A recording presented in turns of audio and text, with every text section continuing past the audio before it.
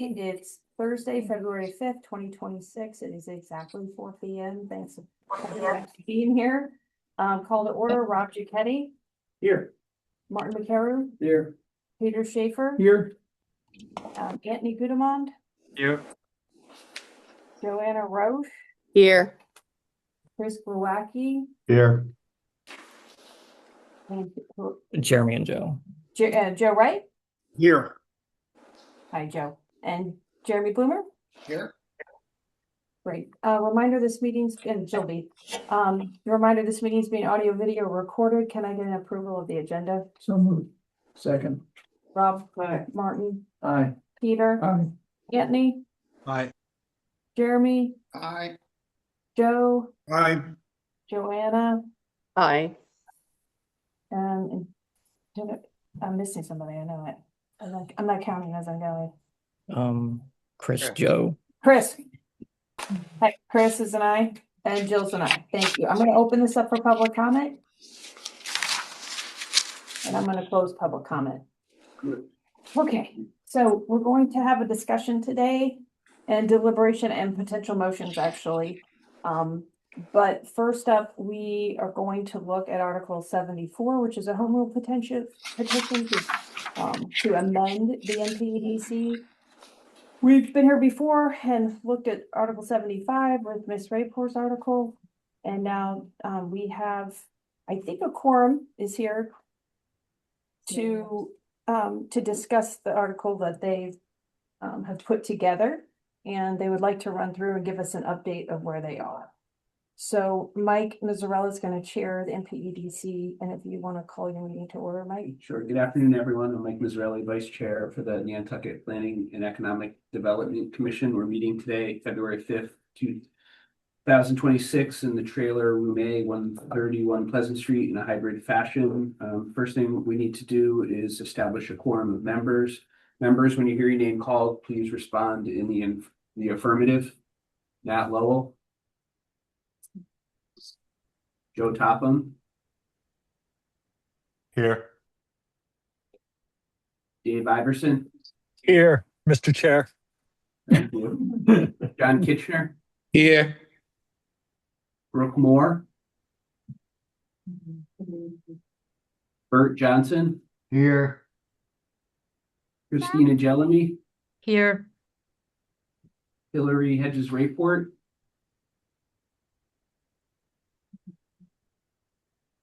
Liza Hatton. Liza's not going to be here, I know that. Abby DiMolina. Here. And myself, Mike Mazzarelli. So you just don't have Liza, Hillary, and Brooke. And that. Right, and we're expecting Brooke, which is wrapping up. Okay, great.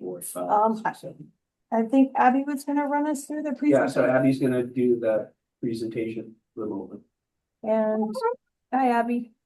Hi. Sorry, I have a sick child, which is why Oh, I'm here I'm in so person. sorry. Yeah. Oh, But I'm happy. I don't know if Stephen can project the slides for people. you just did. 2 seconds. Who does this Oh. presentation He's sharing. represent? The NPEDC voted on this already, I think, and so now they're gonna run through about what they voted on. Yeah. For So, Article 74, so that's different from Article 75, which is citizen member. Exactly. So this is just what the commission has voted on so far to present at town meeting as Article 74. So Steve, if you could go to the next page.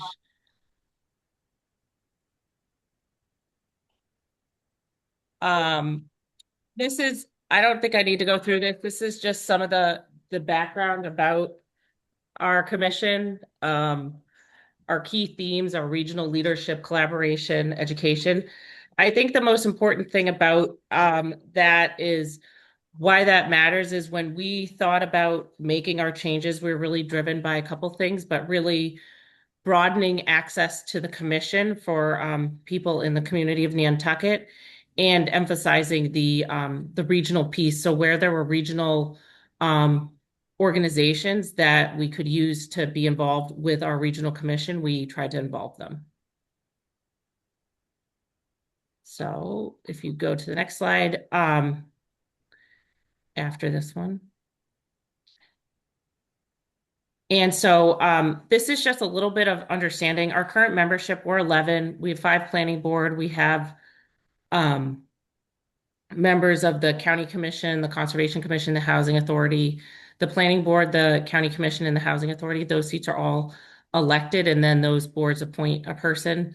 Concom is appointed and they appoint, and then there are 3 current at-large seats that are appointed by the MP and EDC itself. And so what we're proposing is reducing the planning board down to 3, keeping the county commissioner, adding someone from the land bank, adding a conservation sector seat, which would be appointed by the Conservation Commission,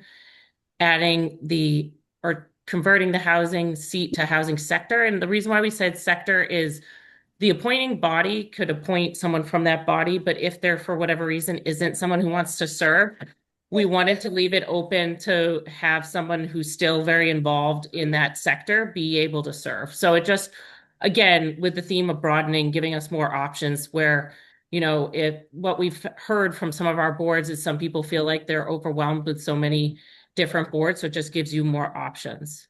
The housing sector seat appointed by the Affordable Housing Trust, the historic preservation seat appointed by the certified local government, which is the HDC and the Historical Commission, the social services sector seat appointed by the Council for Human Services, and then adding a business sector seat appointed by the Chamber of Commerce acting as the Regional Tourism Council, and then continuing with 3 at-large seats, but having those, instead of being appointed by the commission itself, being appointed by the county commissioners. And then if you move to the next slide, this just shows you, you can obviously see there's just a broadening. We go from really 5 sectors to 8. So it's just really important to see that there's a lot more diversity in who is going to be involved in the commission going forward. And if you go to the next slide, some of the things that we really considered and we worked on, there's been a lot of work going into this. This has been almost 5 years. I'll get a little bit more into that later, but some of the things we thought about, elected versus appointed, we've had a lot of debate about that. You guys can watch our meetings. They were public, but based on the research we had and recommendation from the state, what we've heard is at the local level, appointed commissioners make more sense. We also had members of the Nantucket community advocate for that for us themselves. And people said kind of the same thing that we thought, which is it gives the most accessibility if you don't have to run for an election that will require a financial piece, but also it's just a lot easier, the process of being appointed versus being elected. And we wanted to make this as easy and accessible as possible. And we just felt like if we tried to have elected, there would be the potential to scare away people because they might not want to run for election or they're just not interested. Term limits was something we also considered, but again, we looked to what we saw at the state, and then we were concerned that if we had term limits, that it would unnecessarily limit our pool. And so we just felt like it wasn't something that was necessary. And as of right now, we only have 1 person that would be subject to term limits. So it didn't seem like it was a huge issue that was affecting the board. And then term lengths, all the term lengths are 1 year so there's a level of accountability built into it by the fact that they're all 1 year, except the at-large seats are 3. So that's consistent with other boards. And so we didn't feel like that was something that needed to change. Moving forward. So I talked a little bit about this with elected seats. They're not recommended by the state at a local level for advisory boards, which the NP and EDC is. Also, if we look at the other advisory boards on Nantucket, they don't have elected seats. But one of the things that we thought about is if you take a step back and think about elections, every person who can run for election can ask to be appointed, but not every person who would be appointed can necessarily run for election. And so we just felt like it would exclude a portion of the population from being able to be involved. And as I mentioned earlier, there is a mix of people who are already running for election to their boards that are part of this. So there is a level of accountability. So we just didn't feel like having an extra step of having elected people on this board was necessary. So, next slide. Wait till the end. Yeah. Questions at the end, I'm gonna let her do her presentation and then we'll. Yeah. Next slide. Another thing we talked about was residency. This had come up. I think this also came up, to be honest, after the fall town meeting. It's something that people have brought up to us at the commission, that people just felt strongly that they wanted to make sure that the people who are serving on the commissions are residents.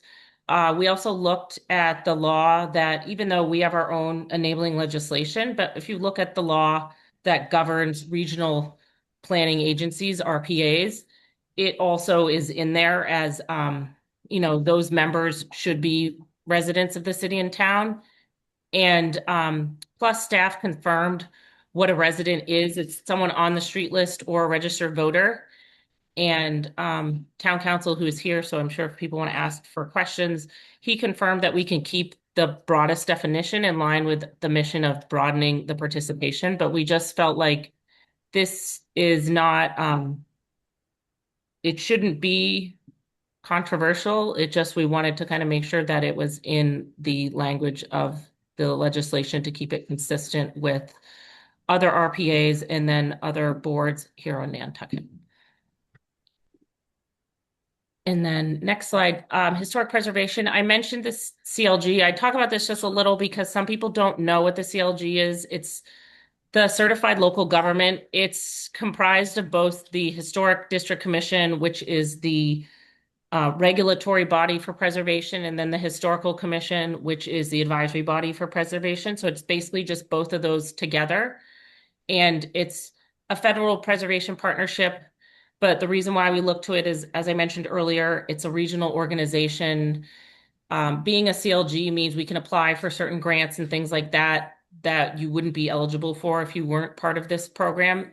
And it also gives us the largest pool of people to choose from. And as I mentioned, it represents both regulatory and advisory functions for historic preservation. And so we felt like this, again, was just broadening that group of people. And recently the HCC voted to support it, and we haven't met with the NHC, but this is recommended by the town preservation planner and CLG coordinator, who does these Section 106 reviews, which are preservation, which are things that do periodically come before commission. And the name, not controversial. Everybody agrees, Nantucket Regional Commission. I think one of the things that a lot of people have said that has been confusing is the fact that planning is in our name makes people think it's the planning board when it's not. So we wanted to take that out of the name. And there's some name change on the mission. I think it was just to streamline and, again, make sure it's clear what the role of our commission is. And again, we're advisory, so supporting the role of the planning function on the island, but not necessarily leading on it because we're advisory. And this is just a timeline of some of the changes that have been promoted. And again, our goal is to present this at town meeting in May for a vote. But shows, you can see over the years, the changes. And this is just more detailed of how the process worked. We'd go through a draft, the commission would review it, legal review, and then we would come back for approval to the commission. And I think that's it. Okay, Abby, do you want to give us a little bit more color about your deliberations so far? Or if you want someone else to, I'll let Mike lead that if you want, Mike, if that's okay. Sure. And staff, I guess. Maybe you can bring up that slide that Abby drafted, just demonstrating the meetings that get into it. There was another PDF that I sent. yeah, it showed the number of meetings. Like how many meetings, how many overall. So that one, it was in the. I think it's just a good visual. maybe the closer might wanna run through. So 24 plus meetings, 50 hours of discussion, 2 days worth of discussions on this topic, 5 years of debate. 25% of our discussions were directly dedicated to the citizen petitioners. So as you know, there's Hillary's article number 75 that is differing from this one, and we've been trying to work through that with Ms. Rayport. We voted as a commission to put our article forward. That was at 8-3, if I'm not mistaken, on the vote. So we did not reach consensus to have a single article. We have a meeting on February 17th to continue that discussion. But at the moment, the time was of the essence to get something onto the warrant. So we voted as commission to do that. Okay. Any other questions? Well, do you want to ask the commission if anybody has some other comments that they want to make to give us a little more information, or otherwise I'll go to questions. Okay, sure. So, NPDC commissioners, do you have anything to add? Yeah, this is John Kitchener, Madam Chair.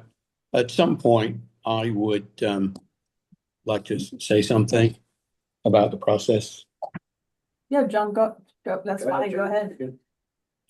Okay, so I am obviously speaking for myself as a commissioner, and with a view that's slightly different to what you've heard. So the reason that I have sort of come out somewhere in the middle is that I think if Hillary put together a comparison sheet, I hope everybody's got that, because it sort of shows what the makeup of the commission is now, what the NPDC Article 74 is proposing, what Article 75 is proposing, and a compromise, at least proposal, that I think Hillary presented to FinCom sometime last month. I don't know if everybody's got that. But anyway, whether you have or you haven't, what is, I think, very clear to most people is there is almost no daylight between these two articles. These are not articles that are poles apart. They are very, very close. And we had Julie Fitzgerald actually chaired a facilitation session again last month, and I thought we got very, very close. But in the end, we ran out of time. I had a proposal I wanted to make. We ran out of time, so I was not able. I wasn't given the time to do that. But if it's okay, I would really like to lay that out today. It'll only take me 2 or 3 minutes because it's fairly simple. And the reason I want to do it is because Hey, John. Yeah. Well, I appreciate your comment about that.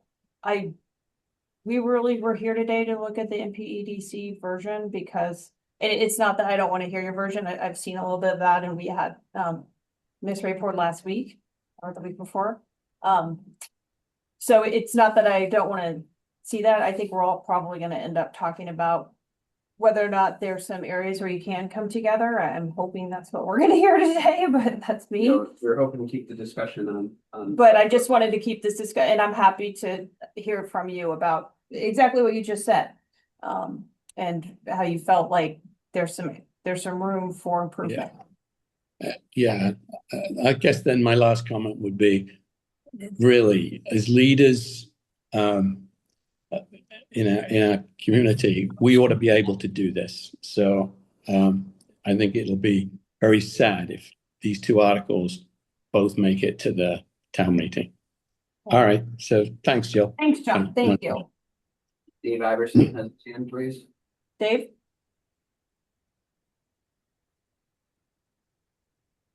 Hi, thank you, Madam Chair. Yeah, I just quickly about what John was saying. We do have a meeting scheduled on the 17th that I do believe that this will be on the agenda for discussion. So I think that there's still an opportunity. But to our article, I think that the real big difference in the two articles and what our article represents is really a broadening of access and availability for people to sit on the NP and EDC. And I think that that is very important.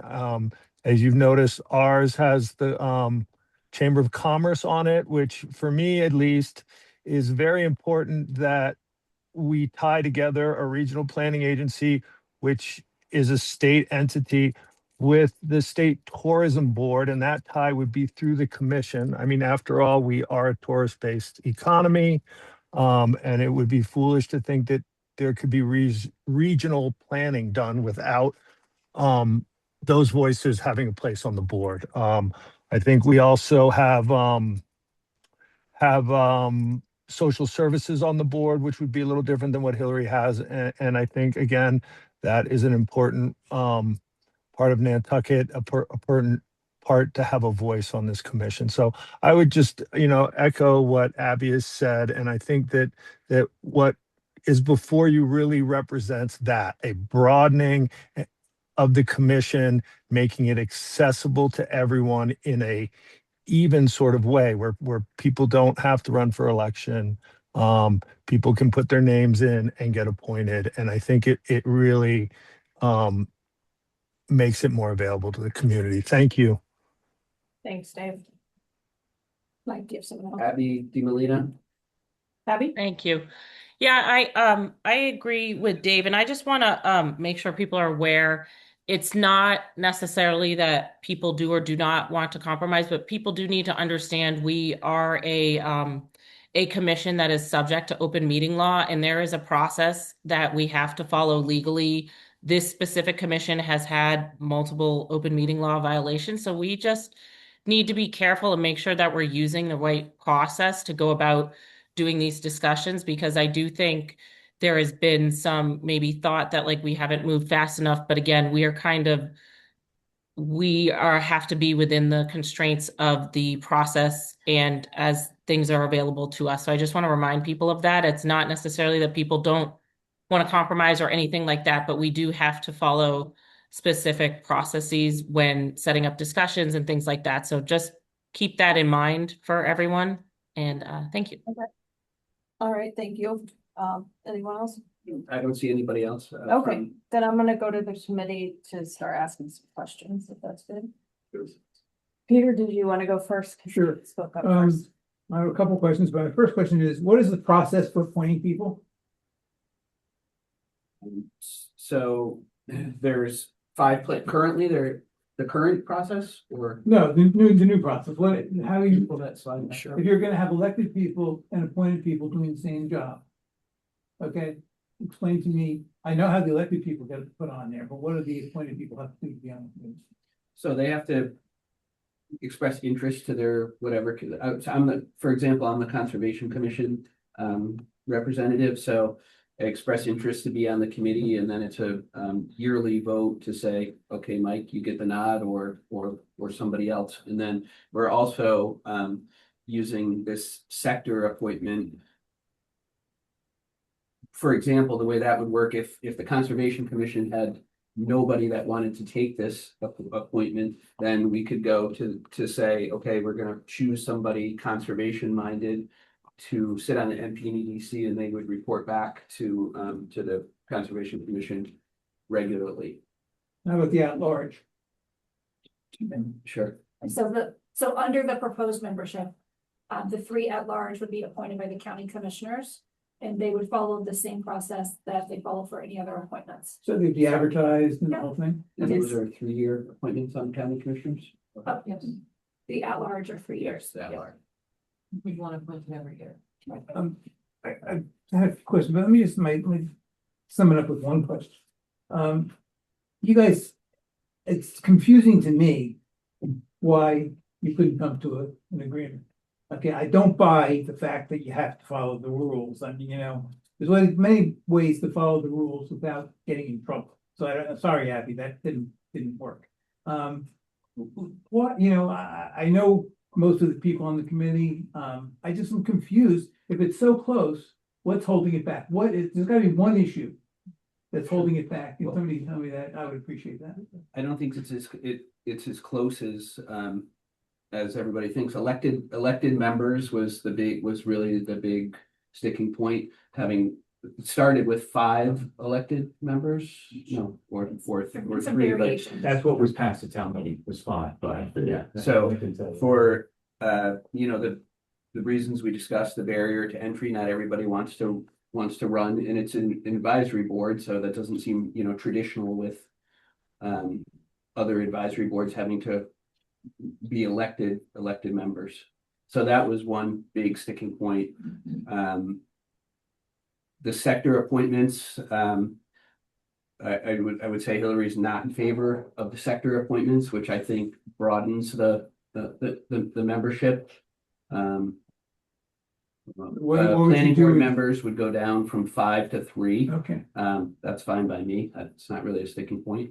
Term limits is the other problem. Yeah, well, so People were dying on that. term limits is like, I heard I it, remember. I heard it said that term limits is a solution to a problem that we don't really have.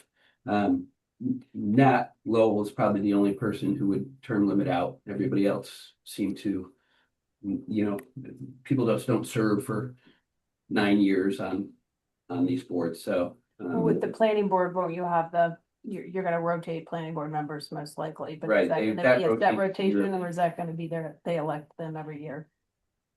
So for the planning board, you would have the 5 elected planning board members, and those 5 would select the 3 that would go on to the planning commission. But for how long, 1 year? Annual basis. Annual.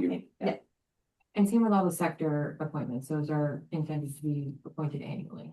So it causes a lot of turnover, by nature. but how many wouldn't be appointed for an annual? The 3 at large, Just the those are at-large. 3-year term. Okay, and so everybody has a term limit, Yes. essentially, okay. So what's the controversy between Hillary and this plan in terms of term limit? Her version had that one person could only serve for 9 consecutive years, and then they had to step off. The planning commission version does not have that built into it, because their, I guess, point of view is that they're going to naturally rotate. Or they have to be appointed 9 times and then. Okay, I'm done, thank you. Thank you. I would just follow that if, as long as anybody served for 9 years, what prevents you making a compromise on that item when they goes away? So town meeting, I'm not 100% on the data, but some years ago, a year or 2 ago, 2016. said, 2016, I Been think. here. okay. That was not voted in favor. And again, I think the commission just thought that it wasn't really a problem that we had to have. I mean, we can rehash that discussion on February 17th as well. My concern here is probably yours too, by the way. You guys put a lot of work into this and a lot of time, and it shows. So that's really good. We run the risk of having 2 articles and both fail. I think given all the work that's gone into this, and I would say the same thing to Hillary as well. I just think you really. And by the way, I think that 2 things other than one, I'm very concerned about the length of town meeting. The longer town meeting gets, less people. This 2 warrant articles on the same topic are enormously confusing. I mean, it's bad enough for people to go to town meeting, understand these things. This warrant article contains pages long with black dot ink, and that's what they get to work on. And then find out they've got 2 that are representing the same objective. I mean, So so I'm not trying to be harder. I would hope that you could go back and just find some way to compromise. And I have no idea what the cat is, and I'm not saying you haven't tried. Yeah. Leslie, do you want to respond to that? The planning commission chair has confirmed that she will put this as an agenda item on February 17th to try again to work with Ms. Rayford on coming up with a compromise that can move forward. Can you all have a facilitator there? Is that the plan or not the plan? I believe that's not the plan. It's pretty close. It's really down to the membership. And the two members that voted along with Hillary, are they also, do they have the same problem that Hillary has with the revised? I don't want to represent like what. Okay, How we're okay, doing right now, yeah. okay, I understand. It sounded like y'all got a little closer after that first. Am I wrong about that?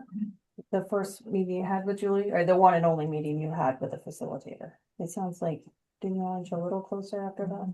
No, I don't think we did, to be honest, but, I think it's worth saying. I mean, Hillary's article has gone twice to study. That process has played out, at town meeting. It is a little, non-traditional, I would say, to have somebody sitting on a commission and has a citizen's article and that it doesn't really represent cooperation with the board, but that's her right to do it. So that, those are some of the difficulties that we had, but we're gonna try again on February 17th and hopefully reach a consensus. Okay, Joe, right? Yeah, I got to tell you that there is a level of membership minution. I mean, this is one of the weirdest, strangest things I've ever heard. And I went online to look at the agendas, just out of curiosity to see what if there was some record of the debate. I could not find a meeting, an agenda for a meeting in 2025. Am I wrong? We had special meeting, I scheduled. couldn't find anything online. To me, if an organization or a commission or whatever that can't agree, it doesn't really exist, shouldn't and probably shouldn't exist. And this is the kind of thing that makes town meeting deadly. We did agree as a supermajority to put Article 74 forward. I mean, it's not a perfect world, but you had 8 voting for it and 3 not to vote for it. I'm sure you have some votes here that don't go unanimous as well, but the majority voted to put our article forward. This sounds like an organization that doesn't really function very well. I'm sorry. I know a lot of people have tried, but I don't see where we got to. Well, we respect your opinion, but we did put a lot of work into it, and we are where we are. And if we can't reach consensus, we're going to have to live with what town meeting gives us. True. Jeremy? I'm a little frustrated, slightly confused by all of this. But Jill, I don't think we as a finance committee really have anything to vote on until these guys come back after their next meeting. And then I think that they run the risk that we and then subsequently the voters will turn down both proposals. So I think they really need to go and come back with one thing. They're not that far apart. This will only confuse people. Yeah, well, that's why because it is the unusual situation of having a citizens warrant article, as Mike pointed out, and having a commission article. I think they both wanted to come and give us an update of where they are. So that's why we're hearing it out. So if they come back and have this grand compromise, we're all going to be thrilled. But until then, this way you kind of know the thinking behind how they viewed their article and how she views hers. I mean, she did come with an amended version of what her article is. So we're really looking at almost 3 different versions right now. Yeah, and then the weather canceled our January meeting space hard to come by. So it is on our very next meeting. I mean, we can't control the weather, so. Okay. Do any of the Joanna, you have a question? I'm going to finance committee members right now for questions. Thank you. I just have a question about elected versus appointed. Are there any other advisory commissions on Nantucket that have elected people? Shellfish. Yeah. Shellfish. HDC. are advising. That's the only one? Mhm. The only one, you think? Yeah, that's the only one that I know of. Okay. right. So quick follow-up question to that. One of the things I think you pointed out in your analysis of the compromise was that this might affect some of the people who are already elected officials who serve on your board.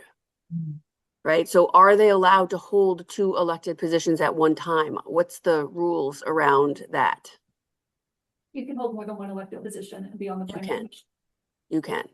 Okay, thank you. Are there any other questions from the finance committee? I have a question for y'all. I wanted to know why you seem to have gotten rid of the economic development aspect of the commission, where you just feel like it's absorbed in the larger name. I don't really have a great answer for that. But Well, I would say the regional planning, Nantucket Regional Commission, that name is more consistent with other regional planning agencies.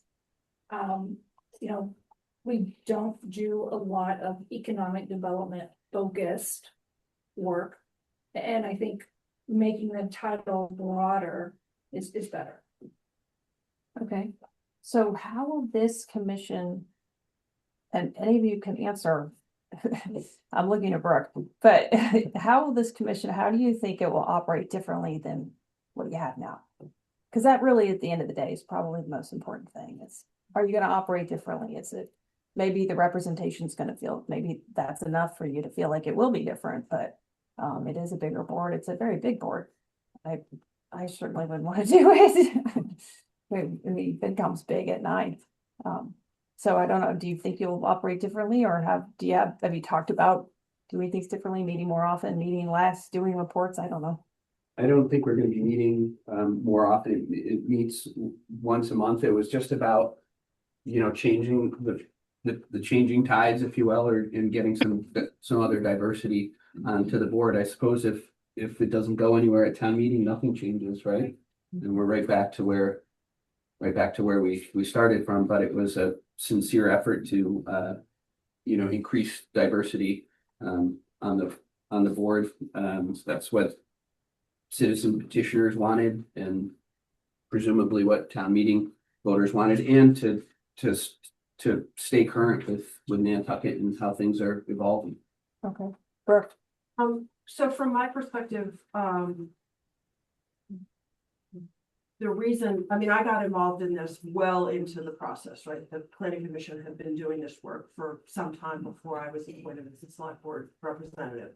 But when I joined the discussions, it felt to me as though the commission's idea was to make sure that the various perspectives that we value in the community in terms of planning and long-term thinking about Nantucket's future are represented at the table every month.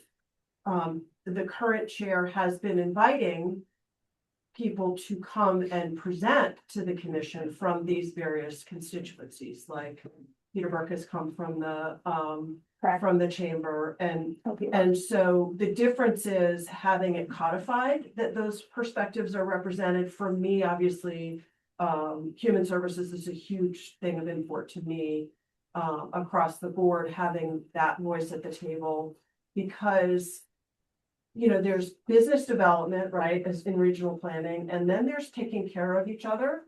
And so I think it's a different sort of roundtable about the bigger issues and the future of the island. It's just different, right? It's obviously it's odd that we have a select board, we have a county commission, we have a planning commission that basically all represent the same constituency. And so how do you create a role for a planning commission that's serving one community that is not going to be like every other planning commission, right? Regional planning commissions elsewhere are about what do we do with our roads to make sure that we're all multiple communities. Well, we already do that. That's what the select board does, right? So what I see this commission as doing is statutory requirements around transportation, which gives us access to those resources, and Mike's role. But I think this group, this constituency that we've proposed really invites a broader conversation about what does Nantucket look like 10, 20 years from now, and what do we do? What would we like to do to mitigate things that we see aren't great, or to foster things that might be better for the whole community, represented from the folks who are taking advantage of human services and struggling, up to those who are really successful in business, and marrying those perspectives together in a way that's collaborative in nature. And that's why I like our version of the legislation. And I also think, you know, having the other thing that's really important to me about this, and I don't know what's been said, so I'm sorry, I've had another appointment, so I'm late, is, you know, those of us who serve, right, on Conservation Commission or Select Board, or, you know, there was a time when being on 2 or 3 things was not a hugely taxing thing. Jill, you know, Capcom, FinCom, right? And so the idea of giving the appointing authorities the option to appoint someone not sitting on their board or commission, in the event that the people who are already doing a ton of work just say, I don't have time for one more thing, then we can find someone in the community to serve in that role. So that's why that sector-based thinking was important. Yeah, I thought to that me. was creative. And it also allows us to tap into people who don't want to be on 3 things, but have a lot of experience in a certain area. So I don't know, those are my 2 cents. It was a long answer to it, what might have been a short question. Mike, can I ask Brooke another question? Sorry. Because I got the idea from you, which is when we talked about having a facilitator and you had a facilitator. Do you think you need a facilitator at your next meeting, or do you think it's okay? Just, this is something you've brought up in the past for other sensitive issues, and it's always struck with me. I don't know. It's so hard. It's like going over the, 15-yard line, but it feels like you're 100 yards away. I mean, isn't there I'm sorry that I don't know the answer to it, but there's a process to bring a facilitator in, or, you know, does it have to go out for a proposal, or am I wrong about that? I don't know. I mean, it would depend on, the cost and other things. I mean, the person who did it before volunteered their time. Okay. We were able to find someone local because it was, quick. We had a really short time frame. I don't know that we would be able to move that quickly again. So we just have to see what the commission votes, because everyone did, talk about that on the 17th. Can I just ask you a question? Why didn't? John, wait, can we, it's an agenda, it is an agenda item, and so I will get to you, but I just want to get the commissioners first, and then you can make a comment, no problem, okay? Yeah. Dave, I think you were up the longest, and thanks, Brooke. Thank you, Madam Chair.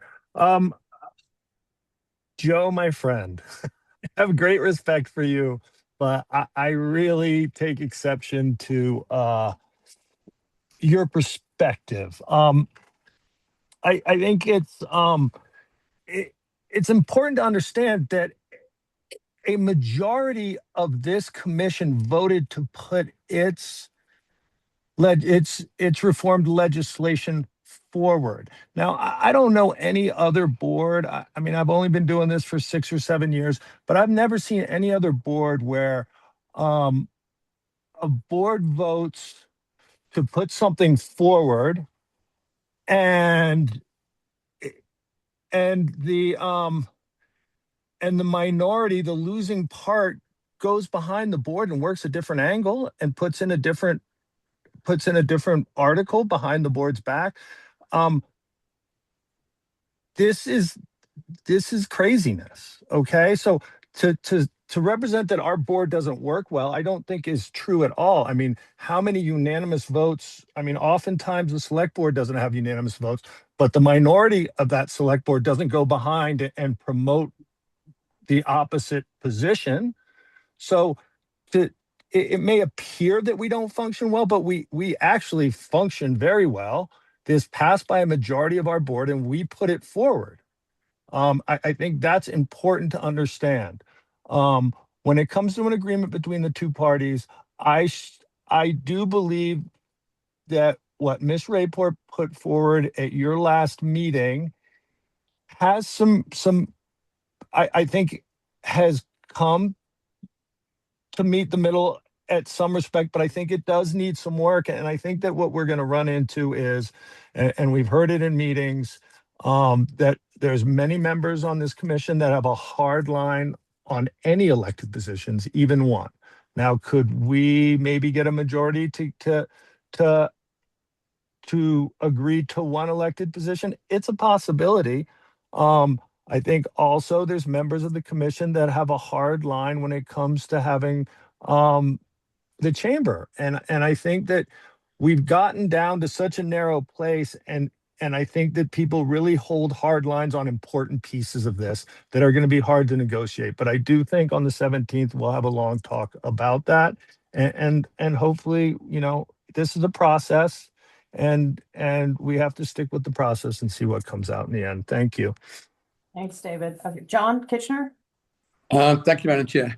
I just want to, I guess, reiterate what one of your members said earlier. That was along the lines of, he is completely confused about this. And, taking it to town meeting, is he thinks it's going to be too complicated. He's 100% right. What Dave just said about, lines in the sand and all that, I could go either way on a couple of these things to get this to one article, because I believe whoever said it is right. This could end up as an awful, subject at town meeting. So I just hope that we will take the 17th, and I do hope we will get a facilitator to help us with that. The lady we had before, I think, did it pro bono, and probably, knowing her, probably would again. Thanks, John. Joe Topham? Thank you, Madam Chair. I agree with what Brooke really brought to light. I think that really is brings it really into focus in a nutshell. But, I also want to start by saying, when Hillary started, coming out with Article 81 back in the day, I looked at that and I thought, well, this makes sense, but I didn't think it was 100%. So when I got on the commission, I took her proposal, our current structure, and I was like, well, what is truly what happens? And I won't say everything that we voted on now. I don't really think the CLG member is necessary, but the board voted for that, and I will respect that decision. But I also feel like we came so close based on what we had to what her current proposal or original proposal was. And I think the last proposal she gave to your commission really brought it all back. We saw a couple others that were not even within the room or even made sense, that were all over the place. But I also want to say that your comments as your board solidified a lot of the comments we had, almost aligned with a lot of ways, shape, and form. The one thing that you brought up was like the Chamber of Commerce. I thought that was really important. The residency, I thought, was really extremely important that you brought up. And that was something that, that I've wrote into the paper. But I think the other part of it is the elected. To John Kitchener's point, that's, I think, the linchpin. It is, Ms. Rayport wants 2, we want, people appointed. And I think that's a really important thing. And to going back to Brooke's comment, that's how are you going to get people to come on an advisory board to understand the ropes of Nantucket and work your way up and start to say, like, oh, I can be doing this. Well, geez, I like this. Do I want to have the planning board? Do I want to be in the select board? Do I want to be on FinCom? And I think it's a really important thing, that you want to have people not have to spend money, but that can bring valuable information or perspective to a board. And that's what really why we did this. And Mr. Kitch is the one that brought up that the state is really the commission or the advocates of having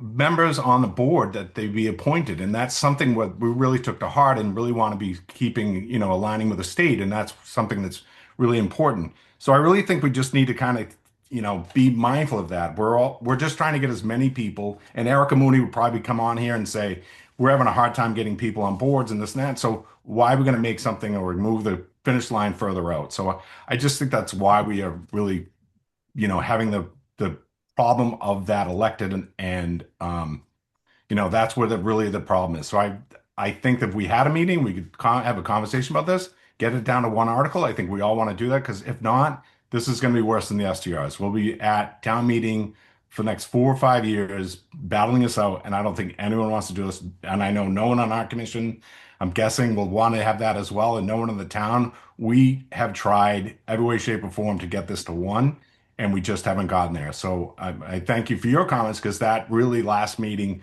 let me know that we were, as the NP and EDC or the planning board members, that the FinCom was in line with us, except for the one thing that you didn't talk about was elected versus appointment. So I appreciate everything you've done. So thank you, Madam Chair.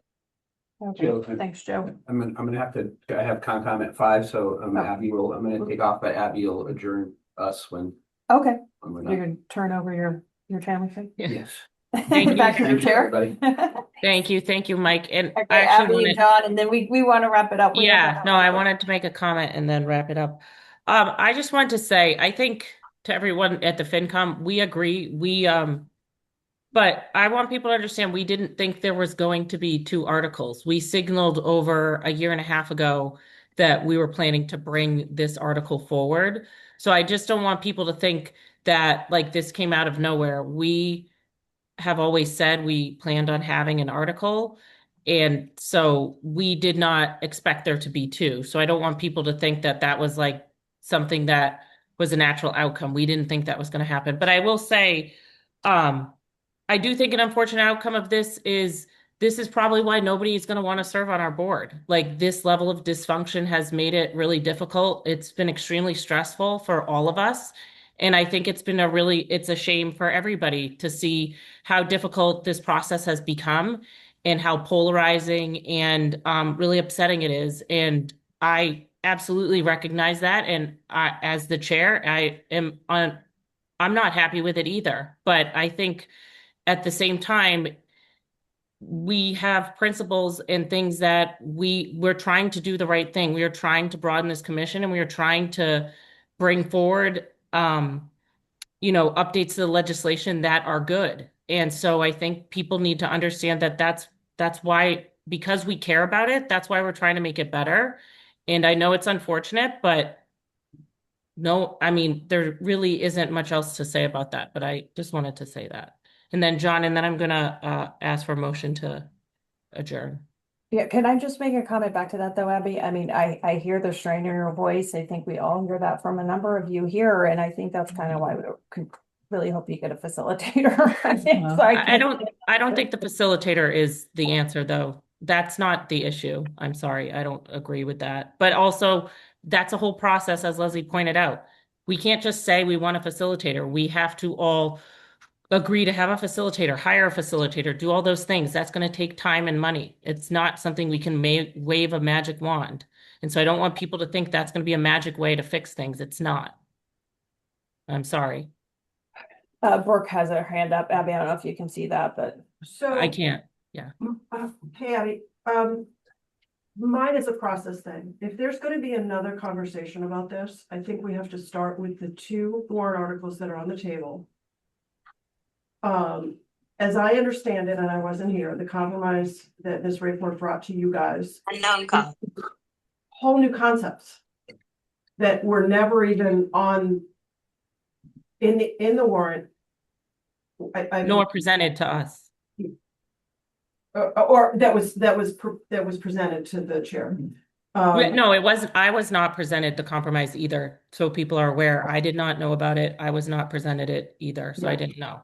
But it brought some elements that hadn't even been in either version before. And I think that's what feels frustrating to me, is the goalpost keeps moving. I think if we're going to have a conversation, we need to sit down and say, okay, where are we different? And we need, and both parties have to be ready to make a commitment in the room. Not, I'm going to go back and talk to some people and come back later with something completely different. I think if we're going to do this, everybody has to be willing to lay their cards on the table and make decisions in that meeting from both sides of this, both, proponents of both articles. Otherwise, we are just gonna keep going around in circles the way we've been going around in circles. And, the non-voting status of the county commissioner seat came up out of nowhere. So I was just a little, if we're talking about a moving target all the time, we're never gonna get a home run. And I just, or a bullseye, better. A merger. That would be my only request. And I'll just say that publicly. Okay, thanks, Brooke. John, one more, and then I want to get to, I think there are a couple people here in the public. Okay, thank you, Madam Chair. Well, I agree 100% with what Brooke just said. The only thing I would add is I really do think we need a facilitator, because the meeting we had with a facilitator was more civil and more professional, and it did move us forward. I don't really understand why we wouldn't just get that same person again. It's an island person. And I think that would help the process. Thank you. Thanks, John. Mr. Fone, did you have a comment that you wanted to make? Well, I can tell you about the facilitator right now. We had Julie. She did this. She highlighted things. She split it up. She was showing compromises and stuff like that. But they didn't have her back for the next meeting. They didn't ask her back. Because it looked, I don't know if it. Who is they? The MPDC is The what he planning did. board or the NPEC. That's what happened. That's how the facilitator, she was doing a good job, I thought. Okay, thank you. All right. Thanks. They say compromise, but they don't want two elected. That's all there is to it. And they didn't want term limits. So they didn't move off of that at all. We were at 5 at what everybody passed at the town meeting, which 71% passed that. And then they sent 2 people from the NPEDC up to the state and lobbied that to put that off. And that's what happened. How do we know this isn't going to happen again? Right. Huh? Thanks, John. I thought we had a couple other things, but I lost that. Thank you. But maybe Does anybody else want to make a comment on this item? and that's the truth. Cliff? When I first got on the Williams, finance and then committee, Oak. we were talking about this. Now we're still talking about it. There's gotta be a little line in there that whatever the decision is, it has to be locked in for like 50 years or something, because it can't take it to the jail. It hasn't. Time will Thank never you. get back. You're also extending it by talking about it. You realize that? I'm trying to put it in. No one's done that yet. Thanks, Cliff. All right. Joe, you want to make one more comment? We really want to move on. We do have to do some motions. No, today. I want to adjourn the meeting. Okay. Oh, okay. I I will thought that Abby was going to do that. I'm confused. Who's No, doing it. no. I have to ask for a motion, but Joe is making a motion to adjourn. Do I have a second? Second. Second by John. Okay, I will do it by roll call. Joe, on your motion. Aye. John. Aye. Dave. Aye. Christina. Aye. I don't know. Is Bert still Aye. here? Brooke is here. Okay, Brooke. Aye. I think Bert left, and the chair votes aye. Thank you, everybody. Thank you, Thanks, Abby. everyone. Thanks, everybody, for coming. We appreciate it. It's good to get an update, and I think we'll probably see you again.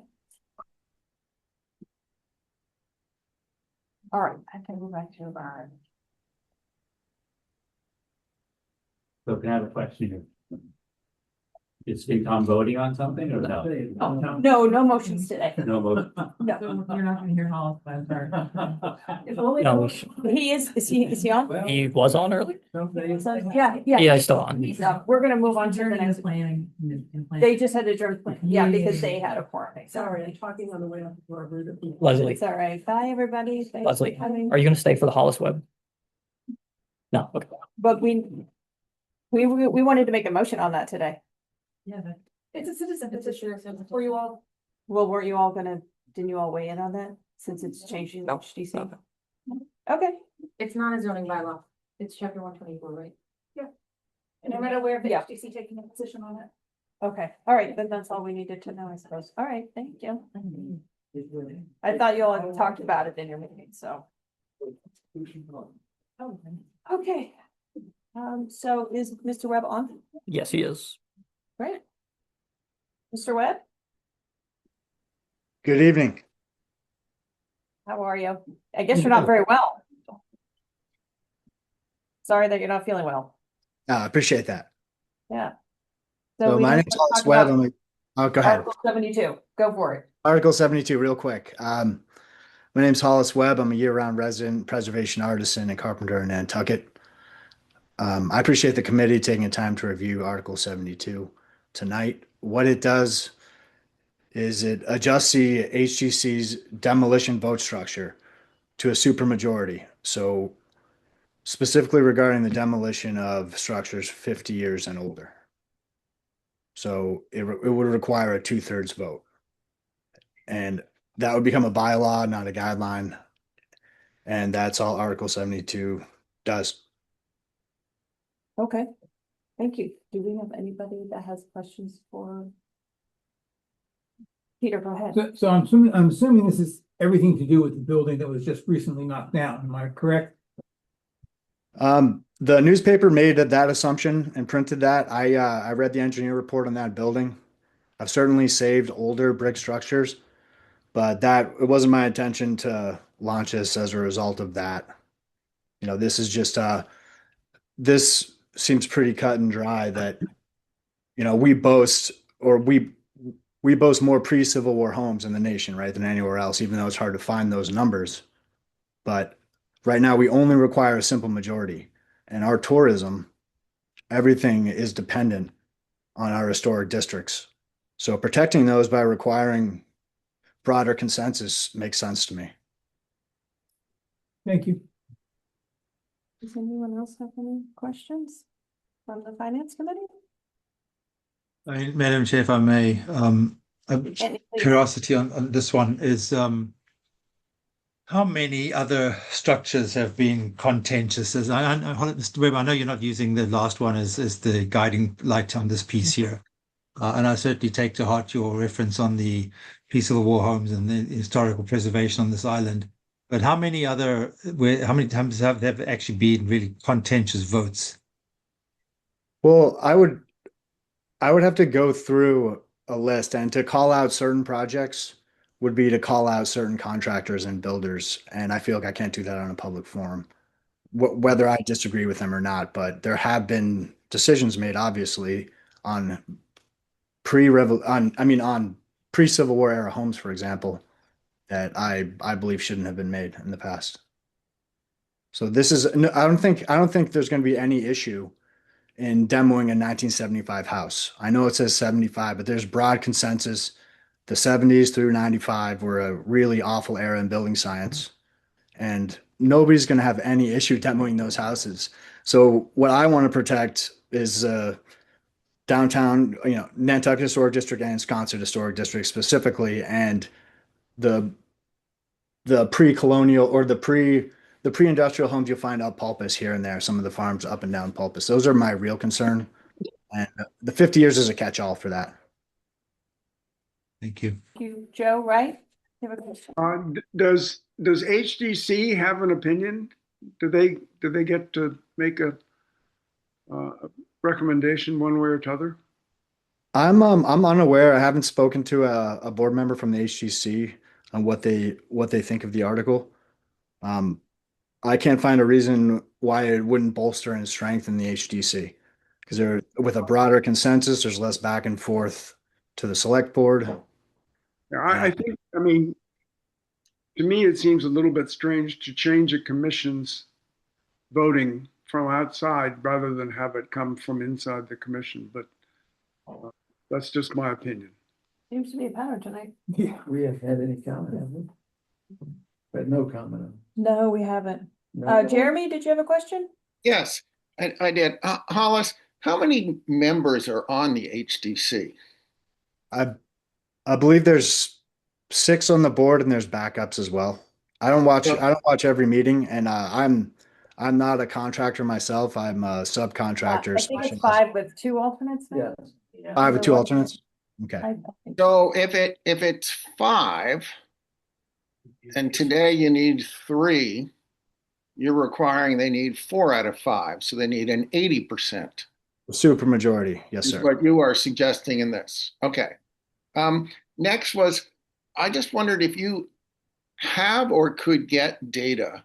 How many homes get demolished every year? And then again, back to the prior question, how many of them might be in this, in what you're trying to do? I could certainly look more into that data, but we boast way over 5,000 structures that we would call contributing on Nantucket, historically contributing.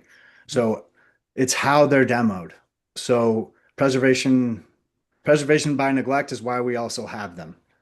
So all these houses exist because of circumstance and because we're isolated, right? But I don't have an exact number how many are approved for demolition, but there's certainly several that are left out in the rain and with the roofs torn off to basically make to make the project unsalvageable, basically. Well, certainly it would be nice to know the nature of the potential problem you're seeking to solve, as opposed to it's just we believe there are a bunch of these problems out there. We believe some builders take the tarp off the roof to destroy a property or whatever. But I would ask if you could get us some fact. And again, back on Joe's question, it wouldn't be at all bad to get a perspective from the existing committee, since we're seeking, or through this, you're seeking to change their governance. I think that a lot of that data, I can certainly look at that for you, but I think a lot of it is immaterial. This article is just asking for a broader consensus for the demo of our buildings. No, I understand. I just, from a personal perspective, I always like to know what is the problem that we are trying to address. Absolutely. And so I would, rather than just doing a pig and a poke and we don't know what the outcome would be, I'd like to know the nature of the potential problem. Yes, sir. Okay. All right, is it Peter? Yeah, just something to what Jeremy said. You know, this is open to the public, the warrant. Anybody can read it and see an article that's going to affect them and then respond to it. I think it's ridiculous that we have to go knocking on the door of the HTC and ask them to respond. That's just out of the way. It's not necessary. Okay. You want to make a comment? More comments? Yes. Chris, sorry, I didn't see you. I just asked somebody to make a comment. Can No, you that's state- fine. I can wait. You. Mary Bergman, Nantucket Preservation Trust. At the last time I counted, did a study with EPP out of Boston, which was why can't I think of sorry, my brain's tripping. We did a feasibility study a number of years back to look at the problem of demolition and saw that the average number over 5-year range is about 35 demolition permits issued on Nantucket. I would say that if you're looking for, Sorry, I missed that. Is that over 5 years? Or? the 5-year average was about 35 demolition permits issued a year. Of that, I think you'd be looking at, to kind of raise the bar of like what is contentious. I would define that as what gets appealed to the select board. I would say you're looking at fewer than 5, maybe 4 in a year, 3 to 4 in the last couple of years. I support Hollis's article, as is the Nantucket Preservation Trust, which Hollis did independently. I was out of the country and returned back and read about it in the newspaper and was very excited to see the initiative that he had taken as somebody who's out in the field working as a craftsperson, working on these historic homes. What appeals to me about the supermajority is that if right now the process, for somebody who's watched the HTC for almost 10 years, is that there needs to be more time spent on the discussion of a demolition. When a structure is gone, it's gone. And you can't bring it back. If you're saying 4 out of the 5 people need to come to a consensus, I think that will naturally give the HDC, it will empower the HDC to be able to take the time that they need and not feel the time from outside, or not feel the pressure from outside influences like builders and agents, and decide whether or not a structure really is historic and should be preserved, or it isn't, and it should be able to come down. And I think that that would allow that's something that could improve the process. Okay. And I think the other thing, what's the problem to solve? Problem to solve is to see fewer demolitions and more importantly, to see fewer appeals to the select board. Did your board want to write a letter? Is that? I'm happy to do that. Yeah. Okay. All right, thank you. Sure. Thank you, Mary. I appreciate your perspective. So, Chris, did you have a question? Just a comment, I guess. I mean, something I'm struggling with here, if the goal is there's a viewpoint that we are demoing too many buildings that we shouldn't be, it strikes me that maybe the issue should be addressed in the regulation and how that decision is defined. So it's less of an arbitrary decision, because it sounds like we're saying the number of commissioners who vote one way or another, or who have a kind of range of opinion, that really the problem is in the regulation itself offering too much latitude. But anyway, just a thought. Okay. Looking at the committee, does anybody want to make a motion for this forward? Do you want to wait and see if we can get more information and see if somebody from HDC wants to represent their viewpoint, or? Can I just ask a question to Brian? Brian, if let's just say that building that was just knocked down wasn't knocked down. Okay, can we force the electric company to renovate that building, or can they just leave it and let it rot? I don't think I'm the proper person to answer that question, but I would Where did the assume money come from? I mean, would it be the responsibility of the owner? it'd be the owner, not me, not the town. Right, and we could, So they can continue to let things go derelict. Is that where you're sort well, of? John's on, is John still on? Yes. I mean, even if we could force them to do it, the town wouldn't be on the hook for it, but No, I understand we wouldn't be that. on the hook for But it. are we just creating another building that's gonna fall apart? Rather than, No, yes. or rather than fixing, it? That's all I'm get across. So, Madam Chair, I would, Yeah, please, John. obviously the building commissioner has authority to address public safety concerns with derelict buildings, but in particular, if they're unfit for human habitation, which would not be applicable in this instance because it was not occupied as a residential dwelling. But I think it would have to be an extraordinary, imminent public health, or I should say public danger threat, before the building commissioner would step in and try to order the building secured, if you will. But there is a process for that in the general laws. It might involve having to go to court to get an order. But so that's going to be time consuming. And I don't think those kinds of issues can be really resolved effectively through simply issuing orders by the building commissioner. That takes a long time to achieve an intended result. We did have one recently on Fair Street. I'm sorry, it's the end, and I've gone completely. But there was an order in that case to start repairing the building because it was derelict. And this was the Blue Flag. Woodbox, yeah, the Woodbox had an order to go. We're dealing with exactly the situation derelict. It would be made worse because of that. I think they put in plan for renovation and just never did. Well, still a bit different than this. They weren't planning on doing anything. Could be. Okay. I don't know. Does anyone want to make a motion, or do we want to wait for more information and bring this back at a later date? Because I want to keep going. I don't know what more information we need. If y'all want to make a motion, then we could have a motion to, obviously we can approve, deny, take no action. Yeah, Peter. I'd like to make a motion to leave it the way it is and not change the voting procedure. So you want a motion to, Take no action. Take no action. Thanks. you want to take no action, or you want? a I don't motion want, not I don't to want to do an amendment, just take no action. Okay. Is there a second, I'll second that. Anthony? On your Yep. motion, Peter? All right, Anthony? I, Jeremy? Um, hmm. I'd rather get some more information. Aye. Okay. Joanna? I'm gonna abstain. Okay. Chris? Aye. And Joe? Oh, you're muted, Joe. Joe, you're muted. Joe, you're muted.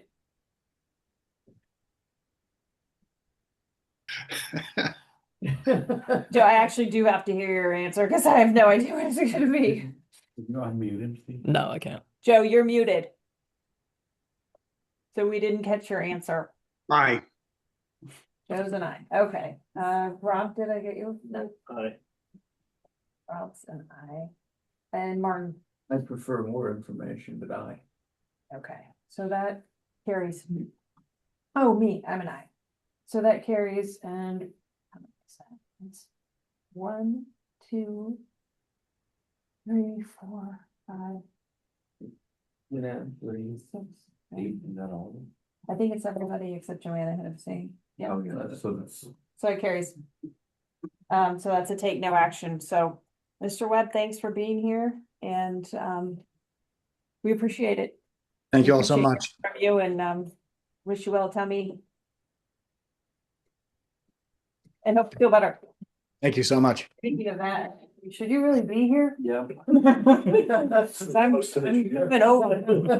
what disease? We got a lot of meetings coming up. I didn't know that. I know, I'm like, I gotta do my social distancing.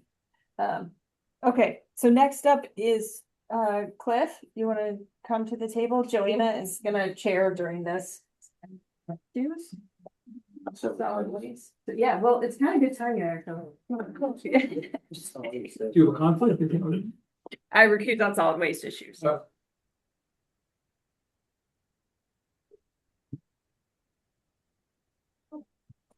Hi, Cliff. How you doing? Ready? I'm good. I think this is take 2 for you. We won't revisit the last time you were before us. Okay, yeah. Yeah. Actually, I've done this probably 3 or 4 times, incineration, gasification, but did everybody get a handout or does someone need one? You got an extra one? Yeah, sure. Thank you. I was approached by an individual because I've had these articles in the past, and this new group's gonna put together the incineration, gasification, and they're working. It's all in this handout in some added lab, and eventually they're gonna try to build one in New Hampshire, I guess for Dartmouth College to generate electricity, and they claim they can get rid of the PFAS, they can burn C and D. I think the best one that would benefit us is just the household trash, where you could back up trash trucks at the landfill, just back them up, dump them in a hopper and send it through these machines and get rid of the trash, because I think we're in trouble at the landfill. I think we have been for years. I heard for 20 years we had new technology coming and I haven't seen any. So I went and talked to Matt Fee about it. He met with, I guess, emailed or texted George Aronson. He's familiar with this group. So I'm just looking to whatever we have to do to put something like this in the queue as a result of the way our government works. And we have to, we're going to do this next year. It'll probably take us 2 years. So even if we don't want to move forward with it, the Board of Selectmen doesn't want to move forward with it, which they don't have to, at least we'd have it in our agenda, or like I said, in the queue, give us the ability to implement it if this technology works out, which this group is trying to put forth for the next year or two. Cliff, This is paralysis, by the way. This is different. It's incineration without oxygen, but regardless, it's is there any operation using this specific concept in the United States. Well, I think that's where these guys have got a lot of, say, experts are coming together to put. Just answer that one question. I can't answer that. They want, I think there's one in in Idaho they're working on. Is it open and working? I don't know. See, the problem is, and I agree, I wish we could use this stuff, but we're a little island, 30 miles at sea. And if it doesn't work, what do? Well, you don't put it in. How do you know it doesn't work until you put it in? Well, they're gonna put it in. They're gonna put one up in New Hampshire. We're just getting in the queue as a result of the way our government works. Yeah. If you don't put this in, I say the queue, we vote for it and stand by to either implement it or not implement it. We're just ready to go when the technology's there. I mean, I've talked to other gasifiers. I haven't done this in the past, but I've been super busy my whole life, but I keep trying to bring it up. And like I said, I haven't seen any new technology. George Aronson bragged about it years ago, where the hill was going to disappear with this new technology. The hills just keep getting bigger and we're in trouble. No, I agree 100%. I'm just. Madam So, Chair, Yes. if I may, I believe Yes, George please. is attending this meeting remotely. Okay.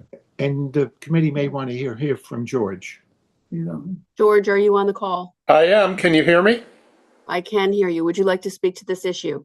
I'd be happy to speak to the issue. Okay, thank you. Okay, George Aronson, Commonwealth Resource Management Corporation, consultant to Public Works on solid waste issues since 2008. I think the simple answer to the first question that was asked is no. There is no pyrolysis or gasification system working on mixed waste at scale in a commercial basis in the United States. There are facilities in Europe using different variations of the technology, and a number of those vendors have tried to build and develop facilities in the United States. None have been successful. And frankly, the track record isn't too good. It's a great idea. It's a very interesting theory. And there are lots of ways it might be implemented at a small scale on Nantucket. But before we go down that road, let's have the theory fleshed out with some real experience with commercial operation. I don't know that Nantucket is the best place to be the first in the Western Hemisphere to do this. It's something we've been tracking for a while. I think some of you know that about 5 years ago, the town issued a request for expressions of interest and got a number of responses from multiple pyrolysis and gasification vendors. So we've been tracking the technology. I think, ask the question, is this something in the queue? It's certainly on the agenda as something we're watching very carefully. We'd just like to see more progress before any commitments are made to rely on a technology that has not yet been proven commercially. And so, interesting idea, lots of questions to be answered. Do we want to go forward and see the questions answered? Absolutely. Is it a time at this point to start appropriating an unspecified amount of money to have it on standby should the technology appear at some future date? Well, I leave that to the voters of Nantucket, but that would not be my recommendation at this time. Madam Chair, if I may? Yes, go ahead. Go ahead, John. The town manager did ask me to address the Finance Committee on this warrant article. And what I wanted to say was that the town, as you all know, has a solid waste enterprise budget. There is money in that budget to have George or another consultant continue to monitor the feasibility of this kind of facility. Now, the warrant article talks about incineration, but I heard Cliff say, well, maybe it's gasification, maybe it's pyrolysis. But I completely agree with George that it is, I think, premature at this point to appropriate money because there is money already appropriated in the operating budget that will allow George to continue to monitor and evaluate the status of this technology. And if at some point he does determine that there may be feasible options, then perhaps the step at that point would be to go to town meeting for a feasibility study and then ultimately appropriate money to actually permit, design, and build the the facility. But I have no idea what the proponent is suggesting here in terms of what would the amount of money be to appropriate at this point? And will it have to be a borrowing? And do you really want to tie up the town's bonding capacity by appropriating some amount of money? I assume it's got to be, I have no idea, but it's going to be a substantial amount of money. And you need to be careful about tying up your bonding capacity because it could affect your bond rating if you have a large amount of unissued debt. So anyhow, there's money available. George is continuing to monitor this, and I would respectfully suggest that there's no need for this article to go forward at this point. John, I have a question. I read through your comments on the citizen warrant articles, and you are indicating to us that there's no, from a regulatory perspective, the state of Massachusetts, there's no laws that exist for this type of technology to exist in Massachusetts. Well, that's a little bit complicated. I did say that, but it's a little bit complicated, Joanna, because if there is, and I do say this in my comment, that the DEP will consider innovative technologies such as pyrolysis and gasification, as opposed to sort of a straight incinerator. So I think we have to understand exactly. It sounds to me like Cliff is suggesting a more innovative technology, which is, as I said, potentially permittable in Massachusetts, but it's going to be I've talked to George about this, and in our judgment, that's going to be considerably difficult to achieve, given the environmental issues that would be associated with that kind of a facility on the island. So you got to look sort of deep into my comment. It is possible, but we think this is premature, and there's money already appropriated that the town can use to have George continue to monitor and evaluate what comes down the pike. Okay. Okay, well, thank you. Does anybody else have questions? Thank you, Cliff. Appreciate it. Appreciate you bringing this back. Well, I was just going to answer your question. I mean, I think you've already answered what you just said. You want to sit here and look at it and wait for it. I mean, you can change the article all you want, that it's an appropriation pending the, I guess, the invention and success of this machine. I'm just trying to get it in the queue because, just like our town attorney just said, once it starts working, then we have to spend another year or two going to town meeting and trying to get it to work. So I'm just trying to put it in the queue, however you want to manage it, talk it, write it. I don't know why would we be opposed to just moving forward with this technology. And you don't have to appropriate the money. It could be part of the article that there's no appropriation until the technology is mastered, I guess. That's what I'm trying to do.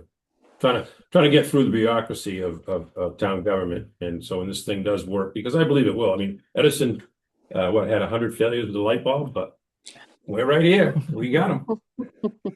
Come on, guys. Chris, you have your hand up. Yeah, I guess I'm just super confused by what Cliff is asking us to do. It sounds like he's asking us to legislate that George do what he's already doing. Like, I'm mystified by this whole thing. And I don't think we need to get into being experts on the future of technology around solid waste disposal. I mean, I think this firmly sits in the executive branch and town management, and they've got this. I mean, if you watch the solid waste meetings, I mean, we've got what I think are some of the best consultants to the town are in that area. And when the executive branch brings this forward and needs the money, then we'll evaluate whether it's a good way to spend the money. So I love Cliff and I love his passion around this topic. And I'm sorry he's frustrated by the other channels of the work groups and things aren't kind of satisfying him, but I don't think this belongs at town meeting. I don't get it. Okay, thank you. Brian, did you have your hand up? No, I mean, I guess I'm just concerned about, John, is there even a way for town meeting to just vote to say, yeah, this is a great idea and authorize it without a funding source, the way the article, or a funding request with the way the article is written to what Cliff was just Brian, thank you. I assume everyone knows that town meeting has to appropriate a specific dollar amount and has to specify a funding source. Right.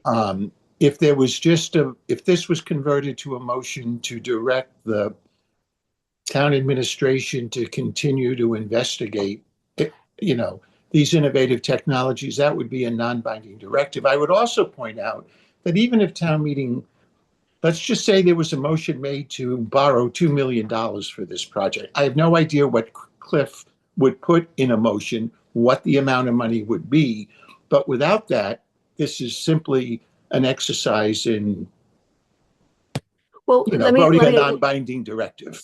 Correct. And there's no obligation on the part of the select board to actually spend money that's been appropriated by town meeting. That is only an authorization to spend. It's not a mandate.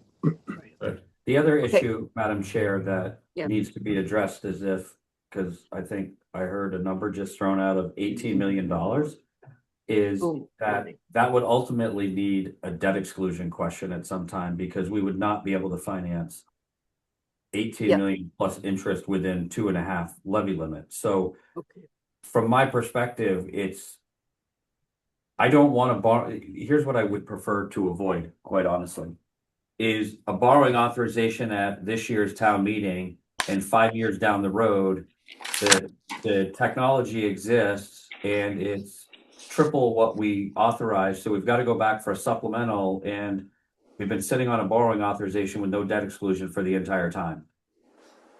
It just gets really, I understand. It's difficult to be successful allocating money at this town meeting to wait when it may not be enough when we get there, and we have no exclusion with it. And by the time we get to the debt exclusion vote, everybody's forgot what 3 years or 4 years ago we voted and why we were doing it. I think they should be married and go together at the time that makes the most sense. Because John Giorgio is correct. If we authorize a borrowing today, then it sits as authorized unissued, and there are statutory debt limits that we operate under in Massachusetts. And with the amount of projects we have coming forward, I would prefer to not be tying up money that may or may not be used, and we have to go rescind at some point.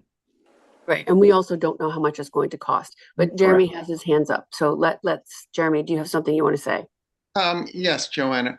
I'd like to propose that we take no action and that we write a comment section where we say we propose no action because the town is already studying such matters, and that it is technically not appropriate as worded for us to do this. The way John had said, we can't force the executive branch to do something. So if we just had, I would say take no action, but we make a comment that says the town is already studying this. I second. So that's an actual motion. You're making a motion, Jeremy. Yes, a motion to take no action on this warrant. Okay, so the motion is on the floor and it's been seconded by Joe. Is there conversation on the motion? John, did you want to say something else? Joanna, I would just suggest, I don't know if there's anybody else in the room or online from the public that may want to say something. I think that's typically what you do, right? Oh, yes. Is there anybody in the audience or on the Zoom call that would like to comment on this issue before we vote? Jill Curtis? I'm sorry. I can't see who's in the room. Yeah. Is there anything else, Cliff, you wanted to say about it that would give us more information? I was approached, like I said, by these individuals that are pretty excited. I mean, like you said, we've had incineration, gasification, and they seem to be spending a lot of time and money to make this work. So I was just trying to, like I say, maybe it's the wrong term, put things in the queue. So maybe when this thing does work, we can do something. Or maybe go back to Sierra Energy. I know they were working with the military and the Bill Gates's fund to incinerate everything with gasification, because you can't leave trash when you deploy the military. So I haven't talked to them in years, but that's why it's kind of a broad range.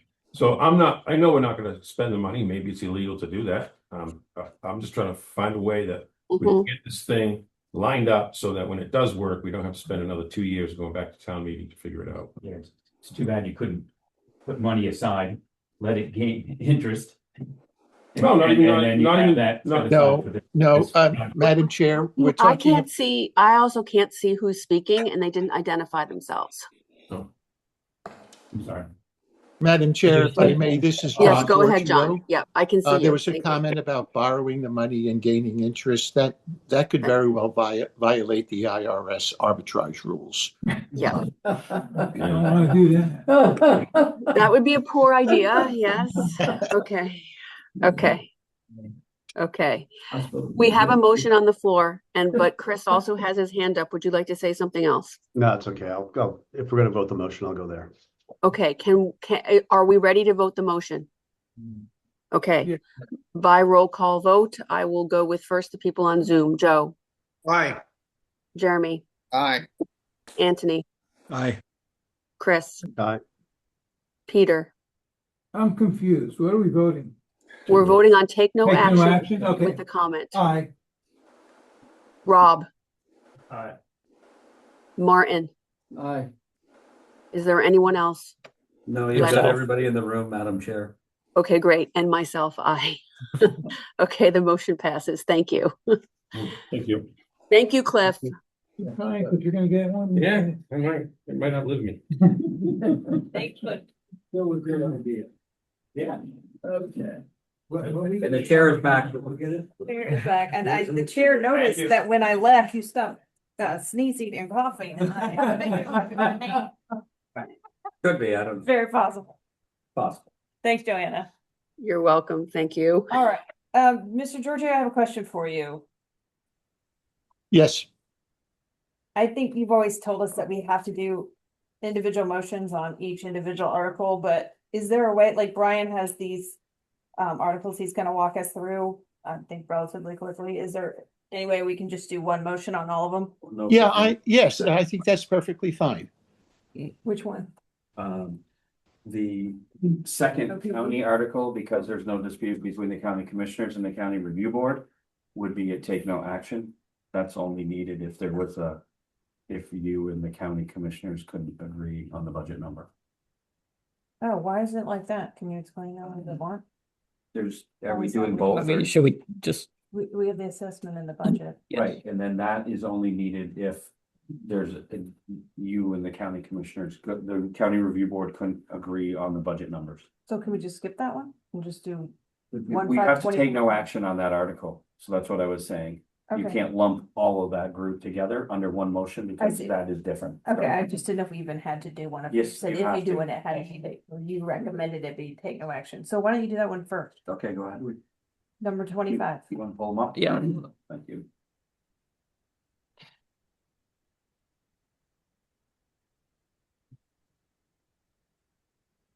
And then we'll do a motion on that one, and then you'll go through the other five, I and we'll do will. one motion. Got it? Yes. That's my plan. Absolutely. Is that your plan? Yeah. Everyone's ever like that plan? Yeah. Great.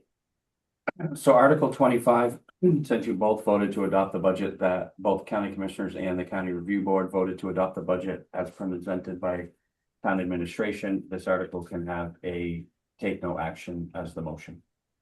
Can I get a motion? So move, take no action. Second? Second. Martin, Peter, Aye. Martin, Aye. Rob, Aye. Anthony, Aye. Chris, Aye. Joe, Aye. Joanna, Aye. Jeremy, Aye. Chris, did I get Chris? You got me. That was I. I know, I think last time I was, I'm paranoid. Is that all mine? Rob? You. Rob, I said, No, did you? oh, Jill, and I'm an I, okay. Let's go And to. Madam Chair, if I may, Oh, yeah, um, sorry. I didn't ask if anybody had a comment on the motion, did I? Madam Chair, I was going to say that there's nothing to prevent the Finance Committee from approving more than one article. Oh, in- good. you can do this sort of like what happens at town meeting with the consent agenda. So That's if what I you- was thinking. That's exactly how I was thinking about it too. I'm so yeah, so glad if to they're find something out. non-controversial routine articles, you can pass them all in one vote. Awesome. That's great, John. Woo. Make All it right. for dinner. Be clear with All right, Brian, So, all right, so let's, number one. number one. Number one is receipt of reports. This is the same motion as we make every year, that you move that the reports of the various departments, committees as printed in fiscal year 25 annual town report, or as they come before the meeting, be accepted and filed with the permanent records of the town. Great. Article 5 is the reserve fund. Town administration is recommending a motion that we raise and appropriate $500,000 from fiscal 27 tax levy and other general revenues of the town to establish a reserve fund for fiscal year 27 pursuant to chapter 40, section 6 of the general laws. I do have a question about that one. Sure. Me too. You ever worried that maybe that needs to be more? No, You don't want it to be more. we need the levy capacity for other things, so making it more would eat into that levy capacity. Because it's putting it in there and taking out. Okay, all right. Chris, did you have a question? Yeah, just follow-up question on that. Brian, did you happen to see our discussion around the reserve fund around liabilities that might pop up from windmills? Did you watch our discussion on that? I did not. Well, maybe you should, because we were talking about that. I mean, that might be different. That might be a different kind of fund, but it's. Well, I mean, it is different, but you know, there was some discussion about, you know, does the town have adequate reserves? Is that the question that article is actually asking? And so it had me hearkening back to Article 5 as opposed to town meeting voting on another narrowly Are you defined. talking about the stabilization fund? Yeah, Yeah. it seems to be that article specifies that certain monies being appropriated for that, not She the didn't have an general fund. amount though. They're asking for the settlement money to be appropriated for that. I think, yeah, they're asking for the settlement money, so that's Separate. that's separate. I don't envision us making a direct contribution into that. I think that was the settlement money, and that'll be whatever it is once once the claims fund is done. But Okay, actually, when I asked when I asked the question, I thought they said that claims money could specifically not be used for that, and they were looking for other funds. But anyway, because it was No, we Chris, got you're into right. we got into a general conversation around, you know, were they really talking about risk, and were they really talking about, you know, how we're reserving against risk broadly? And it did call to question. I think it prompted some of Jill's question about, you know, do we have adequate reserves? But I acknowledge the stabilization so fund is I think that Can I just make a comment about the wind fund really quick? Yeah, Just so you understand it, because that's not, they actually want to start putting money together, almost like a coastal resiliency advisory committee fund that starts accruing money so that they can, in case there are emergencies. That's Okay, really which what my they're understanding different. that the Which will be used exclusively. for Madam Chair, if I may.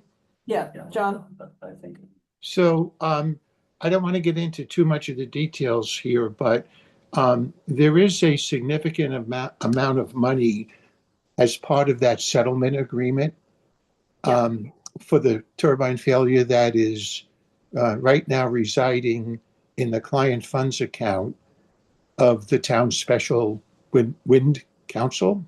Mhm. And that amount can be accessed at the direction of the select board and authorize further legal proceedings regarding anything involving wind matters, whether it's Vineyard Wind or other potential wind companies. So there already is, in essence, a pretty substantial money that's separate and apart from the money reserved for the claims fund.